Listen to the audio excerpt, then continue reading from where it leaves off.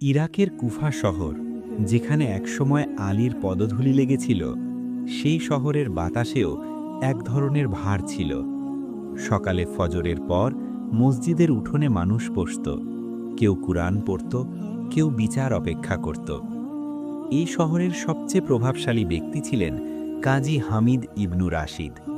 তার ঘর ছিল সাধারণ, পোশাক ছিল সাদামাটা, কিন্তু তার আসন ছিল উঁচু। মানুষ বলতো, কাজীর মুখ থেকে বের হলে পাথরও সাক্ষী হয়ে যায়। কিন্তু কেউ জানত না, হামিদের সবচেয়ে বড় সমস্যা তার হাত বা কলম নয়, তার অন্তর। সে বিশ্বাস করত সে ভুল করতে পারে না। একদিন আদালতে এক ইয়েতিম কিশোর দাঁড়িয়েছিল। তার জমি নিয়ে মামলা। প্রতিপক্ষ ছিল এক প্রভাবশালী গোত্রপতি। কিশোরের কণ্ঠ কাঁপছিল। সে বলল, হুজুর, আমার বাবা মরার আগে। কাজী হামিদ হাত তুলল, বলল, সংক্ষেপে বলো, আদালত কান্নার জায়গা নয়। গোত্রপতি মৃদু হাসল। হামিদ রায় দিল, প্রমাণ যথেষ্ট নয়। রায় আইনসম্মত ছিল, কিন্তু ন্যায়সঙ্গত ছিল না। কিশোর মাথা নিচু করে বেরিয়ে গেল। তার চোখের পানি আদালতের মেঝেতে পড়ল না। সে বাইরে গিয়ে কাঁদল। হামিদ নিজের জায়গায় বসে রইল। তার মনে একটুও কাঁপন হল না। সে জানত না, যে চোখের পানি বিচারক অবহেলা করে, সেই চোখের পানি আল্লাহ হিসাবের খাতায় লিখে রাখেন। সেদিন সন্ধ্যায় হামিদ আয়নার সামনে দাঁড়িয়ে বলেছিল, আমি ন্যায়বান, আমার ভয় পাওয়ার কিছু নেই। কুফার আকাশ নীরব ছিল, কিন্তু নীরব আকাশই সবচেয়ে গভীর সিদ্ধান্ত নেয়। কুফা শহরের রাতগুলো নীরব ছিল, কিন্তু কাজী হামিদ ইবনু রাশিদের ঘরে সেই রাতে নীরবতা ছিল না। তার সামনে ছিল কিছু পুরনো নথি, আগের দিনের মামলাগুলো, কিছু রায়, কিছু স্বাক্ষর, আর কিছু মুখ যাদের সে মনে রাখেনি। তার স্ত্রী জায়নাব নরম কণ্ঠে বলল, আজ তোমার মুখটা ক্লান্ত লাগছে। হামিদ মাথা না তুলে বলল, ন্যায়ের ভার হালকা হয় না। জায়নাব কিছুক্ষণ চুপ করে রইল। তারপর ধীরে বলল, আজ যে ছেলেটা এসেছিল, তার চোখে ভয় ছিল। হামিদের কলম থেমে গেল। সে চোখ তুলে তাকাল, কণ্ঠে বিরক্তি। তুমি আদালতের কথা ঘরে আনছো কেন? জায়নাব আর কিছু বলল না। সে জানত এই মানুষটার অহংকার তার কণ্ঠের চেয়েও উঁচু। পরের দিন আদালত বসল। কুফার মানুষ ভিড় করল, কারণ আজকের মামলা ছিল শহরের আলোচিত বিষয়। এক বৃদ্ধ শিক্ষক, নাম আব্দুল মালিক, মসজিদে কুরআন শেখাতেন ৩০ বছর। অভিযোগ, তিনি নাকি যুবকদের ভুল পথে প্ররোচিত করছেন। অভিযোগকারী শহরের নতুন প্রশাসনিক প্রতিনিধি। হামিদ আসনে বসতেই সভা নীরব হয়ে গেল। বৃদ্ধ আব্দুল মালিক কাঁপা কণ্ঠে বললেন, হে কাজী, আমি শুধু আল্লাহর কথা শিখিয়েছি। প্রশাসনিক প্রতিনিধি বলল, সময় বদলেছে, সব কথা এখন বলা যায় না। হামিদ কিছুক্ষণ চুপ করে রইল। তার চোখে চিন্তা নয়, ছিল হিসাব। সে ভাবল, ক্ষমতার সাথে বিরোধে গেলে আদালতের মর্যাদা নষ্ট হবে। সে রায় দিল, শিক্ষককে সতর্ক করা হোক এবং পাঠদান সীমিত করা হোক। আইনের ভাষায় রায় সঠিক, কিন্তু সত্যের ভাষায় এটা ছিল আত্মসমর্পণ। বৃদ্ধ শিক্ষক মাথা নিচু করে বেরিয়ে গেলেন। তার ঠোঁটে ছিল শুধু এক কথা, আল্লাহ জানেন। হামিদের বুকের ভেতর কোনো কিছু কেঁপে উঠল না, কারণ অহংকার সবচেয়ে আগে যেটা মেরে ফেলে সেটা হলো আত্মসমালোচনা। সেই রাতে হামিদ স্বপ্ন দেখল, সে দাঁড়িয়ে আছে এক বিশাল ময়দানে, চারদিকে মানুষ, কিন্তু সবাই নীরব। তার সামনে এক পাল্লা দাড়িপাল্লা, এক পাশে তার রায়গুলো, অন্য পাশে কিছু অদৃশ্য ওজন। পাল্লা হেলে পড়ছে। সে চিৎকার করে বলছে, আমি অন্যায় করিনি, কিন্তু কেউ উত্তর দিচ্ছে না। ঘুম ভেঙে গেলে সে ঘামছিল। সে উঠে বসে বলল, স্বপ্ন মাত্র। কিন্তু কুফার রাত জানত, কিছু স্বপ্ন ভবিষ্যতের দরজা খুলে দেয়। পরের সপ্তাহে হামিদের কাছে এলো এক পুরনো বন্ধু, ইয়াহিয়া। ইয়াহিয়া বলল, হামিদ, মানুষ বলছে তুমি বদলে গেছ। হামিদ হেসে বলল, মানুষ সবসময় কথা বলে। ইয়াহিয়া গম্ভীর কণ্ঠে বলল, ন্যায় শুধু আইন মানা নয়, ন্যায় মানে সাহস। হামিদের চোখ কঠিন হয়ে গেল।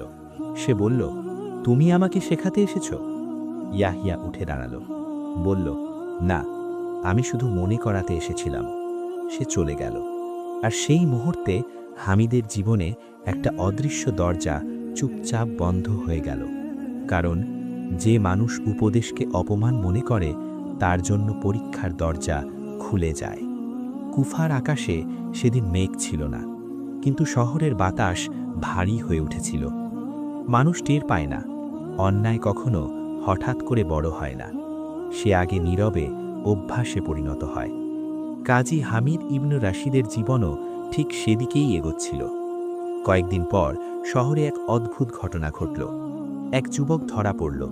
অভিযোগ, সে নাকি রাষ্ট্রবিরোধী কথা বলেছে। তার নাম নুয়াইম। সে কোনো নেতা ছিল না, কোনো বিদ্রোহীও না। সে ছিল একজন লেখক। রাতে সে মোমবাতির আলোয় লিখত, মানুষের কষ্ট, বিচারের অভাব আর ক্ষমতার অহংকার নিয়ে। তার লেখা কেবল কিছু তরুণ পড়ত, কিন্তু ভয় পেত প্রশাসন। নুয়াইমকে আদালতে আনা হলো। তার হাত বাঁধা, চোখে ক্লান্তি, কিন্তু মাথা উঁচু। হামিদ আসনে বসে তার দিকে তাকালো। সে জিজ্ঞাসা করল, তুমি কি এসব লেখা নিজের বলে স্বীকার করো? নুয়াইম শান্ত কণ্ঠে বলল, হ্যাঁ, আমি সত্য লিখেছি। হামিদের ভ্রু কুঁচকে গেল। সে বলল, সত্য লেখার অধিকার সব সত্য বলার অধিকার নয়। নুয়াইম বলল, তাহলে ন্যায় কিসের জন্য? এই প্রশ্নটা হামিদের বুকে কাঁটার মতো বিঁধল। এক মুহূর্তের জন্য তার মনে পড়ল বৃদ্ধ শিক্ষক আব্দুল মালিকের মুখ, এতিম কিশোরের চোখ। কিন্তু সেই স্মৃতি সে নিজেই চেপে ফেলল। সে জানত এই যুবককে ছেড়ে দিলে ক্ষমতা অসন্তুষ্ট হবে, আর ক্ষমতা অসন্তুষ্ট হলে তার আসন কাঁপবে। সে রায় দিল, লেখা বন্ধ এবং কারাবাস। আদালতে নীরবতা নেমে এলো। নুয়াইম মাথা নিচু করল না। সে শুধু বলল, আমি একা নই, আজ না হোক কাল সত্য বেরোবেই। তাকে নিয়ে যাওয়া হলো। হামিদের বুকের ভেতর এক অদ্ভুত শূন্যতা জন্ম নিল, কিন্তু অহংকার শূন্যতাকেও যুক্তি বানায়। সে নিজেকে বলল, আমি রাষ্ট্র রক্ষা করছি। সেদিন রাতে কুফার এক গলিতে নুয়াইমের মা সিজদায় পড়ে কাঁদছিল। তার চোখের পানি মাটিতে পড়ছিল না, সে কাপড়ে চেপে ধরেছিল। সে বলছিল, হে আল্লাহ, আমি ন্যায় চাই না, আমি শুধু জবাব চাই। আল্লাহ কাছে চোখের পানি কখনো হারায় না। পরের মাসে হামিদের জীবনে প্রথম ধাক্কা এলো। তার বড় ছেলে ইসমাইল, যে মাদ্রাসায় পড়ত, হঠাৎ অসুস্থ হয়ে পড়ল। চিকিৎসক বলল, অজানা জ্বর, সময় লাগবে। দিনের পর দিন ইসমাইল শুয়ে রইল। হামিদ আদালতে বসে থাকত, কিন্তু কলম ভারী লাগত। রাতে ঘরে ফিরে ছেলের কপালে হাত রাখত। সে ফিসফিস করে বলতো, হে আল্লাহ, আমি তো অন্যায় করিনি। কিন্তু উত্তর আসত না। এক রাতে ইসমাইল চোখ খুলে বলল, আব্বা, আজ একজন যুবক আমার স্বপ্নে এসেছিল। হামিদ থমকে গেল। কি বলল সে? ইসমাইল বলল, সে বলল, সত্যকে বেঁধে রাখলে আল্লাহ অপেক্ষা করেন। হামিদের হাত কেঁপে উঠল। সে বাইরে গিয়ে আকাশের দিকে তাকাল। কুফার আকাশ তখনও নীরব, কিন্তু সেই নীরবতা আর আগের মতো ছিল না। কারণ যখন অন্যায়ের পাল্লা ভারী হয়, আল্লাহ ধীরে ধীরে ফল দেখাতে শুরু করেন। এখনও পুরো শাস্তি নয়, এটা শুধু সতর্কতা। ইসমাইলের জ্বর কমেনি। দিন গড়িয়ে রাত, রাত গড়িয়ে দিন। হামিদ ইবনু রাশিদ যেন প্রথমবারের মতো সময়কে ভয় পেতে শিখল। সে আদালতে বসে থাকত, কিন্তু আগের মতো দৃঢ় ছিল না। মানুষ খেয়াল করল, কাজীর চোখে এখন ক্লান্তি, কণ্ঠে দ্বিধা। কুফার লোকেরা ফিসফিস করল, কাজীর দিন বদলাচ্ছে। একদিন আদালতে এক অদ্ভুত মামলা এলো। এক বৃদ্ধা নারী, নাম উম্মে সালমা। অভিযোগ, তার ছেলে নিখোঁজ। শেষ দেখা গেছে রাষ্ট্রীয় কারাগারে। হামিদের বুকের ভেতর একটা ধাক্কা খেল। সে জানত নুয়াইম। বৃদ্ধা কাঁপা হাতে বলল, হুজুর, আমি বিচার চাই না, আমি শুধু জানতে চাই সে বেঁচে আছে তো। আদালত নীরব। হামিদ গলা খাকারি দিল, বলল, এই আদালতে কারাগারের বিষয় আসে না। বৃদ্ধা চোখ তুলে তাকালো। তার চোখে কোনো অভিযোগ ছিল না, ছিল শুধু অসহায়তা। সে বলল, তাহলে কে জানবে? এই প্রশ্নের কোনো উত্তর হামিদের কাছে ছিল না। সে রায় না দিয়ে মামলাটি স্থগিত করল। এই প্রথম সে পালিয়ে গেল। সেই রাতে হামিদ কারাগারের পথে গেল, কোনো ঘোষণায় নয়, কোনো প্রহরীর সামনে নয়, গোপনে। নুয়াইমকে একটি অন্ধকার কক্ষে শিকলে বাঁধা অবস্থায় পাওয়া গেল। চেহারা শুকিয়ে গেছে, কিন্তু চোখে এখনো আগুন। নুয়াইম ধীরে বলল, হুজুর, আপনি এসেছেন? হামিদ কিছুক্ষণ চুপ করে রইল। তারপর বলল, তোমার লেখা কেন বন্ধ করনি? নুয়াইম হেসে বলল, কারণ সত্য কলম ছাড়লেও মনে লেখা থাকে। এই কথাটা হামিদের বুকে হাতুড়ির মতো পড়ল। সে জিজ্ঞেস করল, তুমি কি আমাকে অন্যায়কারী ভাবো? নুয়াইম তাকিয়ে বলল, না, আপনি অন্যায়কারী নন, আপনি নীরব। এই এক শব্দ হামিদের অহংকারে প্রথম ফাটল ধরালো। ঘরে ফিরে সে ঘুমাতে পারল না। তার মনে পড়ল এতিম কিশোর, বৃদ্ধ শিক্ষক, নুয়াইম, আর এখন এক মা। সে নিজেকে বলল, আমি কি সত্যিই ন্যায়বান? এই প্রশ্নটা আগে কখনো আসেনি। পরদিন আদালতে বসে হামিদ অস্বাভাবিক এক কাজ করল। সে একটি পুরনো মামলা আবার খুলে বসল, এতিম কিশোরের জমির মামলা। সবাই অবাক। গোত্রপতি ক্ষুব্ধ হল, বলল, রায় তো আগেই হয়েছে। হামিদ শান্ত কণ্ঠে বলল, রায় হয়েছে, কিন্তু বিচার হয়নি। নতুন সাক্ষ্য শোনা হলো, নতুন কাগজ আনা হলো, রায় বদলালো। এতিম কিশোর আদালতের মাঝেই কেঁদে ফেলল। এই কান্না হামিদের বুক হালকা করল, কিন্তু বিপদ ডেকে আনল। কারণ ক্ষমতা ফুল স্বীকার করা পছন্দ করে না। সেই সন্ধ্যায় হামিদের কাছে বার্তা এলো, তাকে রাজধানীতে তলব করা হয়েছে। কারণ লেখা ছিল, আপনি সীমা অতিক্রম করছেন। হামিদ চিঠি হাতে নিয়ে দীর্ঘশ্বাস ফেলল। তার সামনে দুই পথ, আগের মতো নীরব থাকা অথবা সত্যের পথে দাঁড়ানো। ঘরে ফিরে সে ইসমাইলের পাশে বসল। ছেলেটা চোখ খুলে বলল, আব্বা, আপনি কি ভয় পাচ্ছেন? হামিদ ফিসফিস করে বলল, হ্যাঁ। ইসমাইল বলল, তাহলে হয়তো আপনি ঠিক পথে আছেন। এই কথার পর হামিদের চোখে পানি এলো। কুফার বাতাসে একটা পুরনো প্রবাদ ভেসে এলো, যে কর্মে সাহস নেই সে কর্ম ফলও দেয় না। রাজধানীর পথে হামিদ ইবনু রাশিদ একা ছিল না। তার সাথে ছিল ভয়, আর তার বিপরীতে ছিল বিবেক। কুফা ছেড়ে বেরোনোর সময় সে শেষবারের মতো শহরের দিকে তাকালো। এই শহর তাকে সম্মান দিয়েছিল, আসন দিয়েছিল, এখন হয়তো কেড়ে নেবে সব। রাজধানীতে পৌঁছেই তাকে ডাকা হলো গভর্নরের দরবারে। গভর্নর ছিল কঠোর মানুষ, তার চোখে ছিল শীতল হিসাব। সে বলল, হামিদ, তুমি কি ভুলে গেছ তোমাকে কে এই আসনে বসিয়েছে? হামিদ শান্ত কণ্ঠে বলল, আমাকে বসিয়েছে আইন, আর তার ওপরে আল্লাহ। দরবারে নীরবতা নেমে এলো। গভর্নর ঠোঁট বাঁকিয়ে বলল, তুমি আবার পুরনো মামলা খুলছ, রাষ্ট্রের বিরুদ্ধে কথা বলা লোককে দেখতে যাচ্ছ, এগুলো কি? হামিদ বলল, এগুলো আমার কাজ। গভর্নর কণ্ঠ কঠিন করল, তোমার কাজ সীমা জানে। এই এক বাক্যেই সব বোঝা গেল। হামিদকে প্রস্তাব দেওয়া হলো, সে যদি আগের মতো থাকে, চোখ বন্ধ রাখে, নীরব থাকে, তার আসন থাকবে, নচেত সব কেড়ে নেওয়া হবে। হামিদ মাথা নিচু করে কিছুক্ষণ চুপ করে রইল। তার চোখের সামনে ভেসে উঠল এতিম কিশোরের মুখ, বৃদ্ধ শিক্ষকের কাঁপা কণ্ঠ, নুয়াইমের শিকল বাঁধা হাত, আর এক মায়ের প্রশ্ন, সে বেঁচে আছে তো? সে মাথা তুলে বলল, আমি আর নীরব থাকতে পারি না। দরবারে গুঞ্জন উঠল। গভর্নর ঠান্ডা গলায় বলল, তাহলে প্রস্তুত হও। ফিরে আসার পথে হামিদের ভেতর অদ্ভুত এক শান্তি ছিল। ভয় ছিল, কিন্তু আগের মতো ভারী নয়। কুফায় ফিরে সে সরাসরি আদালতে গেল। সেদিন সে করল তার জীবনের সবচেয়ে বড় কাজ। সে নুয়াইমের মামলা আবার খুলল।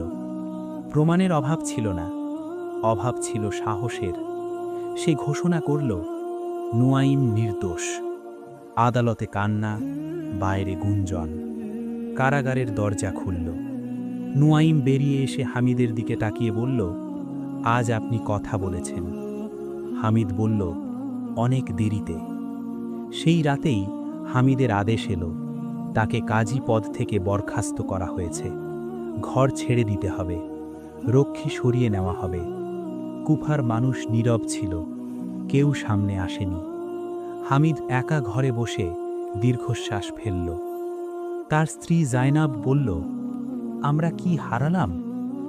হামিদ বলল, না, আজ আমরা প্রথমবার কিছু পেয়েছি। পরদিন ইসমাইলের জ্বর ভাঙল। সে উঠে বসে বলল, আব্বা, আজ বুক হালকা লাগছে। হামিদ চোখ বন্ধ করল। সে বুঝল, ফল সব সময় সঙ্গে সঙ্গে আসে না, কিন্তু আসে ঠিক সময়ে। কিন্তু গল্প এখানেই শেষ নয়, কারণ যেমন কর্ম তেমন ফল শুধু শাস্তি নয়, কখনো কখনো এটা হয় মুক্তি। কাজী হামিদ ইবনু রাশিদ যেদিন তার আসন ছাড়ল, সেদিন কুফার রাস্তাগুলো অস্বাভাবিক নীরব ছিল।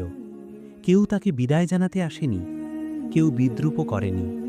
এই নীরবতাই ছিল তার জীবনের সবচেয়ে বড় শাস্তি। তার নতুন ঘর ছিল শহরের প্রান্তে। মাটির দেওয়াল, ছোট উঠোন, এক কোণে শুকনো কূপ। যে মানুষটা একসময় ন্যায়ের ভার বহন করত, আজ সে নিজেই জীবনের ভার বহন করছে। প্রথম কদিন মানুষ তাকে এড়িয়ে চলত। যারা আগে মাথা নুইয়ে সালাম দিত, আজ চোখ ফিরিয়ে নিত। হামিদ প্রথমবার বুঝল, সম্মান আসনে ছিল, মানুষে নয়। এক সন্ধ্যায় সে মসজিদের উঠোনে বসেছিল। এক বৃদ্ধ তার পাশে এসে বসে বলল, আপনি কি সেই কাজী? হামিদ শান্তভাবে বলল, আমি ছিলাম। বৃদ্ধ দীর্ঘশ্বাস ফেলল। আপনি জানেন, আপনি আমার ছেলের জমির রায় দিয়েছিলেন? হামিদের বুক কেঁপে উঠল। সে ঠিক পেয়েছে তো? বৃদ্ধ মাথা নেড়ে বলল, হ্যাঁ, দেরিতে, কিন্তু পেয়েছে।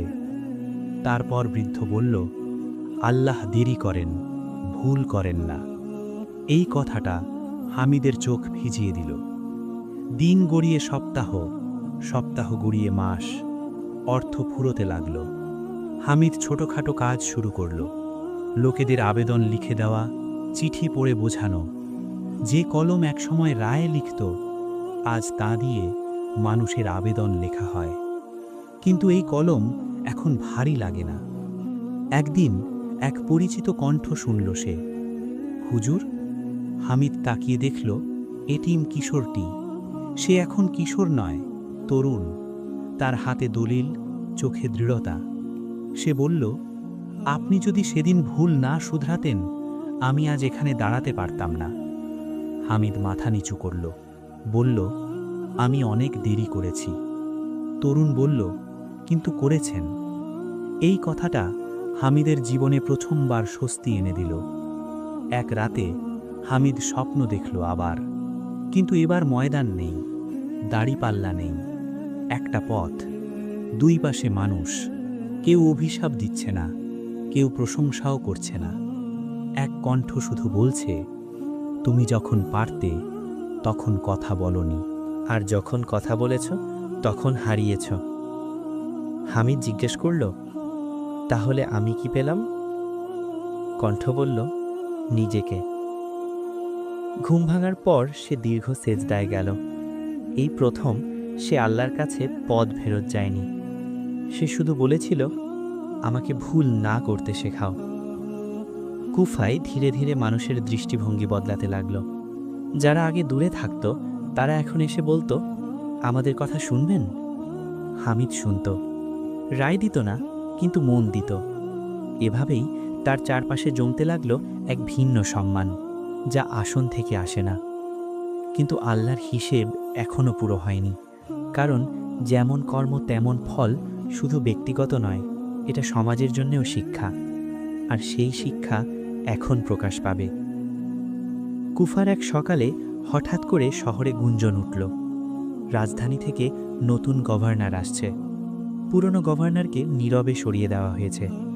কেন কেউ জানে না, কিন্তু মানুষ বোঝে ক্ষমতা সবসময় চিরস্থায়ী নয়। নতুন গভর্নর শহরে ঢুকেই অদ্ভুত এক কাজ করল। সে কুফার সব পুরনো মামলা পুনরায় খতিয়ে দেখতে আদেশ দিল, বিশেষ করে যেসব মামলায় রাষ্ট্রের বিরুদ্ধে অভিযোগ ছিল। নুয়াইমের লেখা আবার আলোচনায় এলো। বৃদ্ধ শিক্ষক আব্দুল মালিকেরও নাম। মানুষ বলল, এই নামগুলো তো আমরা চিনি। কেউ একজন ফিসফিস করে বলল, এসবের শুরু হয়েছিল এক কাজীর সময়। একদিন দুপুরে হামিদের দরজায় কড়া নাড়ল কেউ। সে দরজা খুলে দেখল দুজন সরকারি দূত। তারা বলল, আপনাকে গভর্নরের দরবারে ডাকা হয়েছে। জয়নাবের মুখ ফ্যাকাশে হয়ে গেল। হামিদ শান্ত কণ্ঠে বলল, আল্লাহ ভরসা। দরবারে ঢুকেই হামিদ অবাক হয়ে গেল। নুয়াইম সেখানে, বৃদ্ধ শিক্ষকও, আর সামনে দাঁড়িয়ে নতুন গভর্নর। গভর্নর বলল, হামিদ ইবনু রাশিদ, আমরা পুরনো নথি পড়েছি। হামিদের বুক ধুকধুক করছিল। গভর্নর বলল, আপনি অনেক দিন নীরব ছিলেন, এটা আপনার ভুল। হামিদ মাথা নিচু করল। গভর্নর আবার বলল, কিন্তু যখন বলার সময় এলো, আপনি নিজের আসন বাঁচাননি। দরবার নীরব। তারপর গভর্নর বলল, আমরা এমন মানুষ খুঁজছি যারা ক্ষমতার নয়, বিবেকের পক্ষে দাঁড়ায়। হামিদের চোখ ভিজে উঠল। গভর্নর বলল, আপনাকে আবার কাজী করা হবে না। এক মুহূর্ত থেমে সে বলল, আপনাকে দেওয়া হবে একটি দায়িত্ব, শহরের বিচার ব্যবস্থার সংস্কারক হিসেবে। এই দায়িত্বে আসন নেই, ক্ষমতা নেই, আছে শুধু কাজ। হামিদ মাথা নিচু করে বলল, আমি যোগ্য নই। গভর্নর বলল, যে নিজেকে যোগ্য মনে করে না, সেই সবচেয়ে যোগ্য। কুফার মানুষ অবাক হয়ে দেখল হামিদ ফিরে এসেছে, কিন্তু বদলে গেছে। সে আর উঁচু আসনে বসে না, সে নথির ভেতরে ঢুকে পড়ে। যে মামলায় একসময় সে নীরব ছিল, সেগুলোর ভুল খুঁজে বের করে। কারোর বিরুদ্ধে নয়, ব্যবস্থার বিরুদ্ধে। নুয়াইম আবার লিখতে শুরু করল, কিন্তু এবার লুকিয়ে নয়। বৃদ্ধ শিক্ষক আবার মসজিদে পাঠ দিতে লাগলেন। এতিম কিশোর এখন অন্য এতিমদের পক্ষে দাঁড়ায়। হামিদ দূরে বসে এই সব দেখে। তার মনে অহংকার নেই, আছে কৃতজ্ঞতা। এক সন্ধ্যায় সে আবার মসজিদে বসেছিল। এক তরুণ এসে জিজ্ঞেস করল, হুজুর, আপনি কি আফসোস করেন আপনি সব হারিয়েছেন? হামিদ মৃদু হেসে বলল, না। তরুণ বলল, কেন? হামিদ বলল, কারণ আমি শিখেছি আল্লাহ কখনো কিছু কেড়ে নেন না, তিনি বদলে দেন। কিন্তু গল্পের শেষ শিক্ষা এখনও বলা হয়নি, কারণ শেষ শিক্ষা আসে শেষ নিঃশ্বাসের আগে। বছর কেটে গেল। কুফা বদলালো, মানুষ বদলালো, আর সবচেয়ে বেশি বদলালো হামিদ ইবনু রাশিদ। তার চুল পেকে গেছে, চোখের দৃষ্টি দুর্বল, কিন্তু অন্তর আগের যে কোনো সময়ের চেয়ে পরিষ্কার। সে এখন আর কোনো পদে নেই, কোনো দায়িত্বেও নেই। সে শুধু ফজরের পর মসজিদের এক কোণে বসে থাকে আর মানুষ শোনে। কেউ এসে নিজের অন্যায়ের কথা বলে, কেউ এসে অনুশোচনার কথা বলে। হামিদ বিচার করে না, সে শুধু বলে, যা হয়েছে সেটাই তোমার শিক্ষক। একদিন কুফার আকাশে ধুলো উঠছিল। হামিদ মসজিদের উঠোনে হাঁটছিল তার লাঠির ভর দিয়ে। হঠাৎ সে থামল। তার সামনে দাঁড়িয়ে এক মধ্যবয়স্ক মানুষ।